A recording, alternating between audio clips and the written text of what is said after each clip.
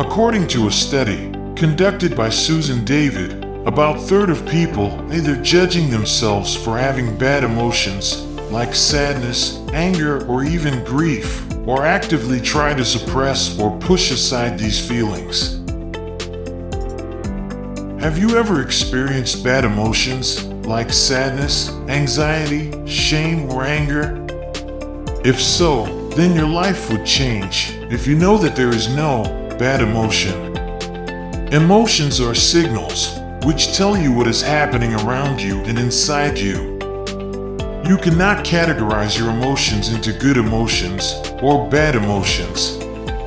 All emotions are good and necessary for surviving and thriving. They are all signals to make you understand what is going to happen, but the problem begins when we are not in control of our emotions, but they are in control of us and determine our destiny. Mike has lost several job opportunities only because of his anxiety and stress during interviews. Lisa wanted to talk to her boss about her problem, but right away after beginning to speak, she started to cry willinglessly. Tom loves his wife wholeheartedly, but he always gets into fight with her on trivial things. And Laura decided to change her love job just because she feels uncomfortable with some of her colleagues. These examples and thousands like this show that our emotions influence us and control our actions and decisions in daily life, much more than we think. According to a study conducted by Susan David, about a third of people either judging themselves for having bad emotions like sadness, anger, or even grief, or actively try to suppress or push aside these feelings. Most of us have learned, and also have been teaching our kids, to feel ashamed about their feelings, such as their anger, sadness, or grief, whereas these feelings are inherently valuable and worthwhile. Psychological studies have shown that suppressing emotions makes them stronger and amplify them so much so that eventually they would control you. Several solid studies have suggested that our thoughts, decisions, and behavior are affected by our emotions considerably, even those emotions that we are not aware of consciously. We regularly see people who are struggling with emotional challenges at work, like anxiety about priorities or accomplishing tasks, jealousy of others' success, fear of failure, or fear of rejection, and so on. Many think they can solve this problem by positive affirmation or prioritize to-do list or immersion in certain tasks. But none of them works, because ample research suggests that attempting to minimize or ignore emotions and feelings will only amplify them. As Daniel Wegner, a Harvard professor, showed, when you are told not to think about a white bear, the possibility of thinking of that would increase after some while. And this is exactly the same as suppressing our emotions. Consider a football coach. Right before the end of first half of the game, his team gets a penalty. This is the best opportunity for his team to get one score. To his surprise, they lose this golden opportunity and send the ball outside. All players are angry and frustrated. The coach is angry as well. It is time for timeout. What do you think the coach should do? How should he react? Should he suppress his anger completely and ignore that opportunity and not talk about it at all?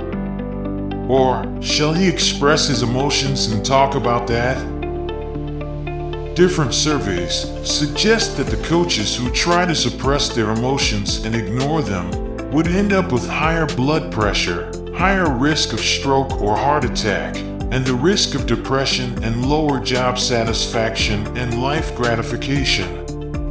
Also, suppressing emotions creates less social support, and others can recognize your internal state from your body language, which creates dishonesty and cold relationship with your teammates. Given the negative impacts of suppression, you might think that fully expressing our emotions may be a more effective strategy. Doing so, however, could also have destructive consequences. If the coach fully expressed the frustration he was feeling in the moment, he probably would have destroyed the confidence of his players. And instead of inspiring connection and motivation, he would likely leave the players feeling fearful and dejected. Research has found that people tend to regulate their emotions in one of two ways: suppression or reappraisal. Reappraisal, or reassessing an emotional situation, may be the most effective strategy in this situation. For example, the coach could remind himself that the game is only over when it's over, that this is just one game in the season, and there will be other opportunities for his team to shine. Reappraisal helps him calm down. As a consequence, he might perceive that the players were already disappointed and that, instead of more dejection, they need encouragement.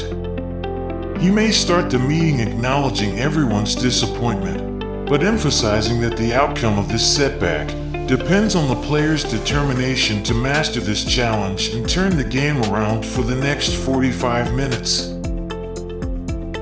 A recent study conducted by Emma Zapala and Christina Bradley on numerous coaches and their athletes shows that coaches who tended to reappraise more often experienced less negative emotions overall than coaches who tended to suppress their emotions. In addition, the reappraising coaches had more positive team climates, characterized by trust, communication, and motivation. Other research on different leaders support these findings, showing that emotion regulation is a key competence demonstrated by successful leaders, not just athletic coaches. This is connected to the fact that one of the strength points of an influential and successful people is the ability to both control their emotions and manage and influence the emotional states of those they work with. But this is easier said than done. If you want to control your emotions and influence others' emotions, you need to know three major pillars of emotional agility. First, how to be fully aware of your emotions. Second, how to harness your emotions.